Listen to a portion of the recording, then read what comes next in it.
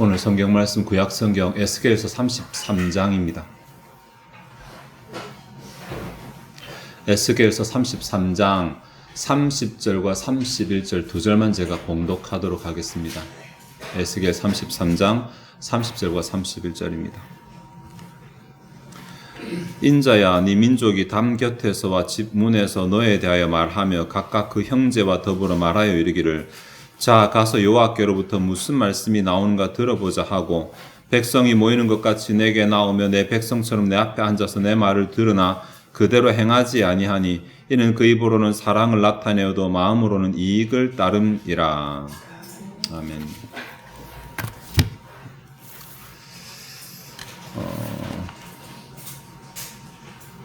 네. 지난 한 주 제가 휴가로 다녔지 않습니까? 제가 휴가로 가면서 좀 다양한 사람들을 만나 보았습니다. 기독교인들을. 제가 만나보면서 제 마음속에 좀 많이 힘들었습니다. 많이 힘들었습니다. 그러니까 제 예배를 대하고 또 하나님을 대하는 그들의 가치관을 얘기를 하면서 솔직히 좀 막막했습니다. 내가 무엇을 해야 되는지. 기도를 하면서도 하나님, 제가 무엇을 할 수 있을까요? 이런 기도를 일주일 동안 했던 것 같습니다. 그리고 다시 이제 제자들 교회로 오니까, 그래도 여기는 낫다 이런 생각이 들어서 한편으로 제가 좀 위로도 됩니다. 이렇게 말하는 것이 뭐 세상이나 교회에 대해서 어떻게 안 좋게 평가하는 것이 될 수 있을지 모르겠지만, 그냥 제가 쭉 대화를 나누면서 든 생각이, 사람들이 하나님에 대해서 하나님이 하나님 되심을 제대로 인정하고 있을까? 사람들이 기독교가 뭐라는 걸 알고 기독교를 이제 교회를 다니고 있을까? 이런 생각을 굉장히 많이 했습니다. 일주일 동안에. 좀 사람들을 만나서 얘기를 하면서, 교회를 다닌다고 하면서 하나님을 믿는다고 하면서 하나님을 믿는 티를 내는 것에는 너무 소극적이고 세상과 전혀 구분이 되지 않는데 그냥 나는 교회를 다닌다 라고 이렇게 이제 말을 하는 것이죠. 오늘 본문 가운데 어떻게 보면 그러한 부류 이야기가 나올 수도 있습니다. 오늘 본문은 장소는 바벨론입니다. 에스겔서이지만 예루살렘이나 이스라엘이 아니라 바벨론이고 그발강이라고 하는 강가입니다. 그 강가에 유대인 정착촌입니다. 좀 배경을 설명을 드려야 되는데 605년에 기원전 605년에 예루살렘이 1차로 함락되고 597년에 2차로 함락됩니다. 2차로 함락되었을 때에 포로를 잡아갈 때 그때 에스겔이 같이 포로로 잡혀가게 되거든요. 597년에 2차로 잡혀가서 그발강가 정착촌으로 가서 정착했는데, 오늘 본문 20절부터 사실 21절에 보시면 우리가 잡혀간 지 12해 되던 해라고 이제 시기가 나옵니다. 597년에 잡혀갔으니까 12해 되면 585년 정도 될 것입니다. 연도 계산이 나오니까 좀 힘들죠? 585년. 이때 한 사람이 이 그발 강가로 들어오게 되는데 예루살렘으로부터 도망 나왔다고 말합니다. 근데 이때부터 몇 개월 전인 586년에 3차로 예루살렘이 함락당하고 마지막으로 함락을 당하게 됩니다. 그러니까 예루살렘이 총 3번에 걸쳐 함락을 당하는데 2차에 함락당하고 가서 12년째 되던 해가 11년째 세 번째 함락되고 12년째 도망 나온 사람이 바벨론까지 이제 도망 나왔으니까 피해서 바벨론 유대인 정착촌 소식을 듣고 와서 그곳에서 예루살렘이 함락되었다라고 하는 소식을 전하게 됩니다. 그런데 예루살렘이 함락되었다는 소식을 전하는 자체가 중요한 것이 아니고 이것을 계기로 하나님께서 이제 그발 강가에 있는 유대인들에게 뭔가 메시지를 막 말씀하시는 내용이 33절까지 이어지게 됩니다. 21절에 이 사람이 나오고 22절에 하나님께서 에스겔의 입을 여셨다는 이야기가 나오고 실제로 입을 여셔서 하신 말씀이 23절부터 33절까지에 걸쳐서 쭉 나오고 있습니다. 그 내용 가운데 우리가 눈여겨보아야 될 부분이 24절인데 24절에 이스라엘의 황폐한 땅에 거주하는 자들이 말하여 이르기를, 이 말이 뭐냐면 이스라엘이 이제 망했잖아요. 예루살렘이 3차에 그 함락당하고 이제 완전히 이제 망했습니다. 아무것도 소망이 없는 그 상황 가운데서 뭐라 말하냐면, 아브라함은 오직 한 사람이라도 이 땅을 기업으로 얻었나니 우리가 많은즉 더욱 이 땅을 우리에게 기업으로 주신 것이 되느니라 라고 이렇게 이스라엘에 남아있는 사람들이 얘기를 했다고 말합니다. 이거 지금 하나님께서 에스겔에게 말씀해 주신 내용이거든요. 그러니까 지금 에스겔은 그발 강가했지만 함락된 예루살렘에 남아있는 사람들이 이렇게 말한다라고 지금 일러주시는 내용입니다. 근데 말의 내용을 보면 하나님께서 우리에게 이 땅으로 기업으로 주셨다. 이거 소망이잖아요. 하나님께서 우리를 회복시켜 주실 것이다. 소망이잖아요. 이들이 하나님께 여전히 소망을 가지고 있고 상황이 악해졌음에도 불구하고 그들이 소망의 끈을 놓지 않고 있다. 라고 이렇게 말하는 것이니까 참 좋은 말 아닙니까? 근데 내용을 보면 전혀 좋은 말 아닙니다. 24절에 하나님께서 그렇게 한 말을 예루살렘에 남아있는 자들, 황폐한 곳에서 소망을 가진 자들에 대해서 말하시면서 25절부터 무려 29절까지 5계절에 걸쳐서 그들에게 징계를 선포하십니다. 아니, 하나님을 소망하고 있는데 환경을 보지 않고 믿음으로 하나님을 바라보고 있는데 왜 하나님께서는 그들의 믿음에 대해서 오히려 책망을 하시고 징계를 선포하시는 것인가라는 것입니다. 우리가 가진 상식으로는 잘 맞지 않잖아요. 우리 그렇게 말하잖아요. 환경이 어떠하든지 환경을 바라보지 말고 하나님 바라보라고 말하잖아요. 지금 황폐한 예루살렘에 남아있는 자들이 그 상황 가운데서도 하나님 향한 소망의 끈을 놓지 않고 하나님 바라보고 있는데 왜 하나님께서는 그들의 믿음을 칭찬하시거나 그 믿음을 통해서 그들에게 역사하지 아니하시고 오히려 더 큰 징계를 선언하고 계신가라는 것입니다. 예루살렘의 함락을 유대인의 입장에서 보면 사실 좀 이해가 안 되는 내용입니다. 우주의 하나님을 섬기고 있고 하나님께서 우리를 지켜주시는데 왜 예루살렘이 함락되었는가? 충격이었어요. 우리가 지금 생각하는 충격과 차원이 다른 충격인데 만약에 그들 입장에서 생각하는 이 둘 중에 하나예요. 하나님이 안 계시든가 하나님 계신 것이 가짜든가 아니면 하나님이 그들을 버리셨던가. 하나님이 안 계시던가 하나님이 계심에도 불구하고 이 상황이 일어났다는 것은 우리가 버림받았다는 것밖에 없지 않느냐. 이렇게 해석할 수 있습니다. 그런데 3장부터 37장까지 에스겔의 설교가 방대하게 이어지는데 이 37장에 보면 마른 뼈 환상이 나옵니다. 여러분 잘 아시는. 그러니까 하나님께서 이스라엘을 회복시킬 것이다. 라는 이야기가 나와서 하나님께서 안 살아계신 것 아니다. 심지어는 오늘 본문 가운데 이스라엘 백성들이 30절에 그랬지만 막 우리가 하나님께로부터 무슨 말씀이 나오는지 들어보자라고 에스겔에게 찾아가는 내용이 뭐냐면 에스겔이 이스라엘이 멸망할 것이라고 예언을 했거든요. 그러니까 이 예언한 대로 되었기 때문에 하나님 살아계시는구나. 살아계신다는 사실은 인정이 됐어요. 그럼 남은 하나는 하나님이 우리를 버리셨다는 거예요. 하나님이 살아계심에도 불구하고 하나님의 백성이 이렇게 공경에 처한다는 것은 하나님께서 우리를 버리신 것이 아니냐라고 생각을 하는 것입니다.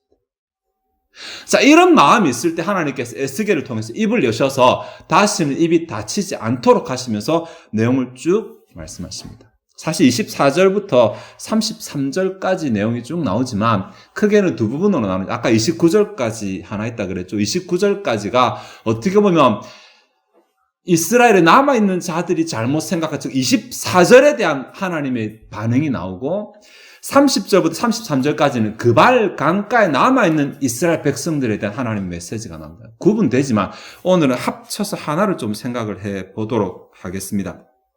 사실 이스라엘 백성들이 하나님께 소망을 가졌는데 답을 먼저 말씀드리면 24절을 가만히 살펴보시면 그들이 소망에 문제가 있습니다.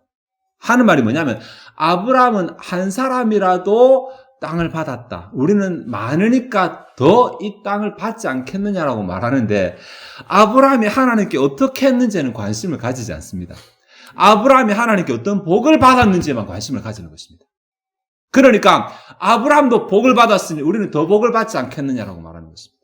이것이 지금 이스라엘 백성들이 가진 가장 큰 문제점입니다. 이들이 하나님께 소망을 가졌는데 뭐가 없었냐면 믿음이 없었습니다. 믿음이. 그 믿음이 뭐냐면 하실 것이라는 믿음이 아니라 아브라함이 하나님을 믿음에 하나님이 그 믿음을 아브라함에게 이루어 계셨다고 할 때 그 믿음이 뭐냐면 하나님의 말씀대로 순종하는 믿음이었습니다. 네게 아들이 있을 것이라 했을 때 그것을 믿었고 네 아들을 바치라 그랬을 때 순종했습니다. 그러니까 순종하는 믿음이 있었다라는 말. 아브라함이 하나님께 믿음이 있었다면 아브라함은 하나님의 말씀에 순종했다는 말인데 이스라엘 백성들은 정작 그러한 신앙의 태도는 가지고 있지 않으면서도 하나님이 복 주시는 것에만 관심을 가진 것입니다. 이것이 가장 큰 문제였습니다. 그 이야기가 답을 미리 말씀드렸으니까 답을 가지고 좀 진행을 해 보도록 하겠습니다. 사실 하나님께서 이스라엘 백성들에게 침묵하시고 오늘 제목처럼 하나님께서 이스라엘 백성들 공경 가운데서 돕지 않아 하시는 하나님의 도우심을 상실한 이 시대 가운데서 이스라엘 백성들이 무엇을 잘못하고 있는 것인가, 무엇이 문제인가를 돌아보지 않는다면 그들은 하나님의 도우심을 회복할 수 없을 것입니다. 막연하게 하나님께서 도와주실 것이다, 하나님 복 주실 것이다, 하나님 잘되게 하실 것이라고 내가 아무리 기대하고 아뢰어봤자 하나님은 침묵하실 것입니다. 내 문제가 무엇이 잘못인지, 오늘 본문 가운데 이스라엘 백성들이 무엇이 어떤 태도가 잘못되었는지와 오늘 우리의 모습을 조금 비교해 보았으면 좋겠습니다. 사실 이스라엘 백성들이 악에 대해서는 25절부터 29절까지 굉장히 많이 나오는데 이 부분 나중에 생각하고, 근데 이렇게 이스라엘 백성들이 악의 문제를 언급하면서 도대체 왜 이런 일이 생겼는가라는 것을 뒤에 진행하는 30절부터 뜬금 하나님의 말씀 앞에 선 이스라엘 백성의 태도를 말합니다. 그러니까 그들이 삶이 강포하고 이웃에게 악을 행하고 막 이런 문제를 말씀하시다가 갑자기 하나님의 말씀을 대하는 그들의 태도가 무엇이 잘못되었다라고 말합니다. 그러니까 그 문제의 원인을 혹은 그 문제의 해법을 하나님의 말씀 앞에 선 태도로 찾는 것입니다. 그래서 이 30절과 31절 제가 봉독했고 그 부분부터 좀 생각해 보겠습니다. 하나님의 말씀에 대해서 이들이 가지는 잘못된 태도가 무엇일까? 30절 보시면 하반절에 자 가서 여호와께로부터 무슨 말씀이 나오는가 들어보자. 문자적으로 보면 하나님께로부터 나오는 말씀을 듣자 얼마나 좋은 말입니까? 그죠? 아까 했던 것처럼 하나님께서 우리를 얼마나 기업으로 주실 것이라는 소망만큼이나 하나님의 말씀을 들어보자라고 하는 이 말은 정말 좋은 말인데 한글 성경만 딱 보더라도 자 가서 뭔가 좀 이상하죠? 예, 어감 좀 이상하지 않습니까? 자 가서 여호와께로부터 무슨 말씀이 나오는가 들어보자. 직역하면 이제 가서 정도 되는데 이제라는 이 말이 영어로는 please라고 종종 번역되는 단어인데 그냥 강조하는 말이거든요. 가보자 라는 말입니다. 어감이 우리가 한글로 느끼는 어감하고 굉장히 비슷합니다. 그러니까 하나님을 사모하는 것이 아니라 신탁을 받으러 가보자는 것입니다. 하나님을 사모하는 것이 아니라 하나님 입에서 나오는 그 말에 관심을 가지는 것입니다. 이들은 지금 하나님이 어떠신 분이시고 하나님께 어떻게 나아가야 되고 이런 것에 관심 있는 것이 아니고 이 상황 혼란스럽잖아요. 어떻게 우리가 선택받은 백성인데 어떻게 이런 일이 생기게 되었는지 너무 궁금하다. 좀 가서 들어보자. 그래서 지금 이들에게 하나님은 철학관입니다. 네, 딱 그 수준입니다. 이들의 하나님. 내가 너무 궁금한데 왜 이렇게 됐는지 한번 드러나 보자. 하나님이 그렇게 말씀하시니까 당사자에게 들어보자니까 좀 안 좋게 말하면 따져보자인데 31절 보시면 백성이 모이는 것 같이 내게 나오며 그 내 백성처럼 내 앞에 앉아서 이 말이 진짜 이상합니다. 백성이 모이는 것 같이 내게 나오며 이 말 당연히 백성들이 나오는데 왜 그것을 백성이 모이는 것 같이 나온다고 말합니까? 군중으로 나온다는 말이거든요. 군중. 무리가 모여가지고. 그러니까 무리가 한껏 모여서 지금 에스겔 앞으로 나오고 있습니다. 그 발 강가인 에스겔 앞으로. 무리가 한껏 모여서 나아가게 되는 거, 개인적으로 나아간 것하고 좀 차원이 다르거든요. 무리가 한껏 모여서 나아가고 있습니다. 이것 하면 성경에서는 두 가지 예로 나오는데 하나는 하나님 앞에 온통 자복하고 엎드릴 때 나오는 행동이고 죽게 됐을 때 다른 하나는 따질 때입니다. 여러분 어떻습니까? 느낌이. 자, 하나님께 가보자. 이렇게 말하고 지금 군중으로 나오고 있습니다. 어떤 의미로 받아들이십니까? 마음에 딱 오시죠, 그죠? 그렇습니다. 지금 도대체 우리한테 왜 이러십니까? 우리 선민인데, 우리 택하고, 우리 복 주시가 있다는데 우리 도대체 왜 이렇게 하십니까? 라고 말하는데 그 다음 표현입니다. 그 다음에 내 백성처럼 네 앞에 앉아 사는 표현입니다. 아니, 이스라엘 백성이면 하나님 백성 맞잖아요. 근데 왜 그것을 내 백성처럼이라고 말하냐는 것입니다. 내 백성 아니라는 말이잖아요. 아니니까 처럼이 말이 되죠. 기면은 처럼 아니잖아요. 사실 문법적으로 조금 까다로운 부분이 하지만 내 백성처럼 번역 참 잘한 것 같아요. 네, 일부러 이렇게 하신 것 같아요. 그들이 무리지어 나오는 그 모습이 이스라엘 백성이 하나님을 대우하는 태도로 나오는 것이 아니니까 마치 이방인들이 모여 하나님께 나오듯이 그들이 그렇게 나오겠습니까? 그들을 향해서 내 백성처럼 나오고 이렇게 말하고 있습니다. 무리를 지어가지고 군중을 때를 이뤄가지고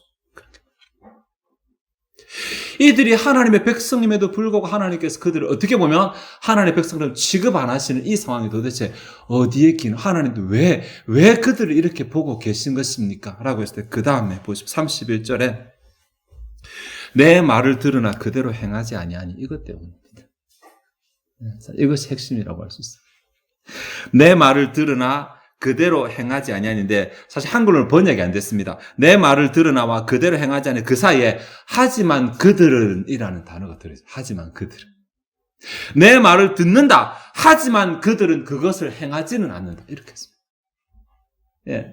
그러니까 하나님 보시기에 왜 이들이 내 백성이 아니냐고 했을 때 그 이유가 뭐냐면 그들은 내 말을 듣는다. 하지만 그것을 행하지는 않는다. 내 백성처럼이라는 말은 내 말을 듣기 때문에 내 백성처럼이라는 말을 쓰지만 내 백성이 아닌 이유는 내 말을 행하지 않기 때문에 아니라는 것입니다. 이것이 그들이 가진 핵심적인 문제입니다. 왜 그들이 그러면 내 말을 들으면서 왜 내 말을 행하지 않는가? 여기에 들으나 행하지 이 단어들은 미완료거든요. 그러니까 한두 번 하루 이틀 얘기가 아니라는 것입니다.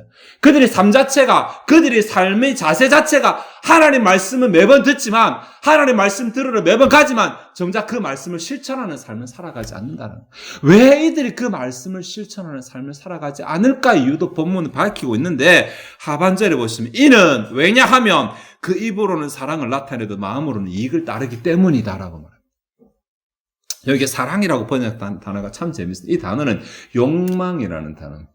근데 욕망이라는 단어가 좀 강조된 단어입니다. 그러니까 지극한 욕망 정도로 표현하시는데 그들이 입으로는 지극한 욕망을 나타내어도 입술로 지극한 욕망을 나타낸다는 말은 뭐냐면 입으로 간절히 사모한다고 말한다는 것입니다. 입으로는 내가 하나님의 말씀을 간절히 사모한다고 입으로 고백하고 말로는 하나님 말씀을 들으러 왔다고 말한다는 것입니다.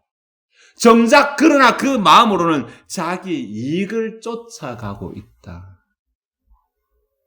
어떻게 이 부분을 설명을 해야 될까? 입술로는 하나님 말씀을 사모한다고 이 자리에 나와 앉아 있는데 정작 그 마음으로는 계산을 하고 있는 이것이 내게 이득되는 말인가 이득 안 되는 말인가 를 걸러낸다. 이득되는 말은 따르고 이득 안 되는 말은 아예 안 들은 채 못 들은 채 외면해 버린다는 것입니다. 이것이 이스라엘 백성들이 가지고 있는 문제의 뿌리입니다. 제가 처음에 다 말씀드렸죠. 아브라함과 달랐다고. 아브라함처럼 복을 기대하지만 그들은 아브라함과 다른 자리에 서 있었습니다. 아브라함의 자리에 서 있었다면 당연히 복을 받았을 것입니다. 아니 그들이 이스라엘에서 쫓겨나는 일 자체가 일어나지 않았을 것입니다. 근데 그들이 아브라함의 자리를 버리고 그들이 다른 자리에 섰기 때문에 하나님께서 그들에게 아브라함처럼 안대하신 것입니다. 그 사실을 잊어버리고 자기들이 바뀐 것은 생각지 아니하고 왜 하나님께서 우리한테 이렇게 하시냐? 왜 하나님께서 우리에게 응답하지 아니하시냐? 왜 하나님께서 우리에게 침묵하지 아니하시냐? 따지러 가보자라고 지금 하는 것입니다. 정작 이렇게 되었더니 그들의 자세가 바뀌었더니 그들의 자리가 바뀌었더니 그들에게 일어난 일이 25절부터 29절까지입니다. 자, 그들의 자세가 바뀌었을 때 그들이 받은 재앙을 말하는 것 아닙니다. 그들이 바뀐 삶을 말하고 있는데 25절에 고기를 피채 먹으며 너 유상들에게 눈을 들며 피를 흘리니 그 땅이 너희의 기업이 될까 보냐.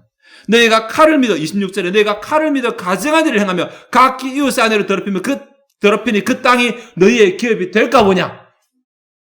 이들의 모습을 보면 전혀 아브라함의 신앙, 전혀 아브라함의 믿음을 갖고 있지 않습니다. 자기의 삶은 이미 아브라함과 전혀 상관없는 아브라함의 신앙, 믿음을 버린 그런 삶을 살고 있어요. 불신자와 같은 삶을 살고, 이방인과 같은 삶을 살고 있었어요. 그러면서도 하나님께 나와 말씀 듣습니다. 예배 참석합니다. 그러면서 하는 생각이, 나는 예배 드리니까, 나는 아브라함의 후손이니까 나는 복 받을 것이야 라고 생각하는 것입니다. 네. 제가 처음에 사실 설교 앞에 잘 딴 말 안 하지만 제가 지난 일주일간 만났던 분들이 이야기를 했습니다. 제 마음이 너무너무 답답했습니다. 오늘 본문과 너무 같은 내용이기 때문에 그렇습니다. 그 자기들의 삶은 너무 불신자와 구분되지 않고 너무 자기 마음대로 자기 이익을 쫓아 살아가면서도 입술만큼은 너무 거룩하더라고요. 입술만큼은. 진짜 그렇게 생각을 하는 것이었어요. 진짜. 자기는 하나님의 백성이고 자기는 복 받을 것이라고. 하나님 나를 사랑하시고 이러고 너무나 확신에 차서 얘기하는데 그 삶의 모습은 너무 그것과 달랐습니다. 하나님이 그 입술의 고백을 보실까요? 아니면 그 삶을 보실까요? 분명하잖아요. 하나님은 마음 중심을 보신다고 말하는데 그 삶이 25절, 26절 이런 삶을 살아가면서 아브라함과 다른 삶을 살아가면서 어떻게 아브라함처럼 똑같은 복을 기대할 수 있겠습니까? 착각을 깨트려야 돼요. 착각을. 네. 우리의 착각을 깨트려야 돼요. 진짜 내가 하나님으로부터 아브라함이 받았던 그런 복을 받고 싶다면 내 삶이 아브라함의 자리에 서 있는지를 봐야 돼요. 내가 그 언약을 깨뜨리고 내가 언약을 파괴해버리면 내 입술로 아무리 고백한다 하더라도 그것은 내 복이 될 수가 없습니다. 내 복이 될 수 없습니다. 하나님께 따지러 가보았죠. 29절에 내가 그들이 행한 모든 가증한 일로 말미암아 그 땅을 황무지와 공포의 대상이 되게 하면 그때 내가 여호와인 줄 그들이 알리라. 결국 하나님을 보게 됩니다. 만나게 되는데 그들이 기대한 하나님을 만나지 못합니다. 그들에게 복 주시는 하나님이 아니라 그들을 벌하시는 하나님을 만나게 될 것입니다. 하나님의 언약 백성, 하나님의 선민은 복을 누리는 자리만 있는 것이 아니라 의무를 행하는 자리도 동시에 주어진 언약이니까, 약속이니까, 계약이니까. 나는 어떻게 해야 되고 하나님이 내게 복 주시는 계약 관계니까. 이 사실을 망각해버리고 내가 해야 될 것을 놓치면서 내가 받을 것에 아무리 집착해봤자 하나님 안 주십니다. 하나님 안 주십니다. 그럼 나는 복을 상실한 시대를 살아가게 될 것입니다. 내가 하나님의 복을 회복하고자 한다면, 하나님의 은혜를 회복하고자 한다면 내가 먼저 언약의 자리를 회복해야 됩니다. 네. 내가 먼저 언약의 자리를 회복하면 다른 것을 구하지 않아도 하나님은 하나님 일 하십니다. 언약을 이행하시게 될 것입니다. 말씀을 정리하겠습니다. 이스라엘 백성들이 가진 착각이죠. 착각에 속아서 착각에 속아. 뭐냐면 선민 맞습니다. 하나님 복 주시겠다 약속한 거 맞습니다. 하지만 그 복은 내가 그 자리에 서 있을 때 받는 복이라는 사실을 놓쳐버렸기 때문에 내가 그 자리를 놓쳐버린 상태에서도 여전히 그 복을 기대하는 착각 가운데 살게 되었습니다. 그래서 나라도 잃어버리고 공경에 처했음에도 불구하고 여전히 그 착각을 버리지 못하니까 에스겔을 통해서 하나님께서 그 착각을 지금 깨닫게 하시는 것입니다. 우리가 이스라엘 백성과 이런 착각을 가지고 있지 않습니까? 하나님 살아계신 건 맞습니다. 하나님 복 주시는 건 맞습니다. 그러나 하나님께서 나와 맺으신 언약의 자리에서 내가 이탈하게 되면 내가 그 언약의 복을 누릴 수 없다는 사실을 기억해야 됩니다. 내가 그 자리, 언약의 자리를 지켜야 됩니다. 언약의 자리를 지키는 것이 무엇입니까? 오늘 본문 가운데 보니까 하나님의 말씀을 들을 때 내가 이기적으로 듣는 것이 아니라 그 말씀에 순종하는 것입니다. 순종하는 것. 그것이 아브라함의 자리고 그것이 언약의 자리고 내가 하나님의 말씀을 순종, 즉 이행했을 때 하나님은 주시겠다는 복을 이행하신다는 이 단순한 언약의 논리를 기억하시고 하나님의 언약의 자리를 지키기로 노력하는, 그 말씀에 순종하기로 노력하는, 그래서 하나님이 베푸시는 복을 회복하고 받아 누리는 저와 여러분 되시기를 바랍니다. 기도하시겠습니다. 하나님 오늘 에스겔을 통해서 정말 두렵고 끔찍한 이스라엘 백성들이 착각을 우리에게 가르쳐 주셨습니다. 하나님 복 주실 것이라고, 하나님 회복하실 것이라고 막연하게 기대하면서도 정작 내 삶이 변하지 않고 내 삶이 하나님의 백성처럼 살지 않고 그 자리를 버리고 이방인처럼 살아가는 이런 모순된 모습을 살아가고 있으면서도 그 자체를 알지 못하는, 깨닫지 못하는 이스라엘 백성들을 고발하셨습니다. 우리의 모습을 생각해보면 혹 우리는 그렇지 않은지, 혹 우리는 하나님의 말씀이 내 기준에 맞지 않을 때 너무 쉽게 버려버리고 그 말씀에 내 삶을 맞추려고 노력하지 아니하고 언약의 자리를 쉽게 내동댕이 쳐버리면서도 여전히 하나님께서 복 주실 것을 기대하며 살아가는 어리석은 이스라엘 백성 모습과 같지 않은지 돌아보게 하옵소서. 하나님은 언약의 하나님이십니다. 하나님은 우리가 언약의 자리에 서 있는 한 반드시 언약의 복을 이행하시는 분이십니다. 그러니 하나님께서 계신지 안 계신지, 하나님께서 이런지 저런지를 따질 것이 아니라 내가 그 자리를 지키고 있는지, 내가 그 자리에 서 있는지, 그 노력을 하고 있는지만 점검하게 하옵소서. 내가 그 자리를 지키고 하나님께서 그 자리에게 베푸시는 복을 다 내 것으로 만들 수 있는, 내 것으로 삼을 수 있는 주의 백성들 다 되게 하옵소서. 이 시간 주 앞에 준비된 힘을 드리고자 합니다. 우리의 마음이 즐거이 헌신하게 하옵소서. 감사드리며 예수 그리스도의 이름으로 기도하옵나이다. 아멘.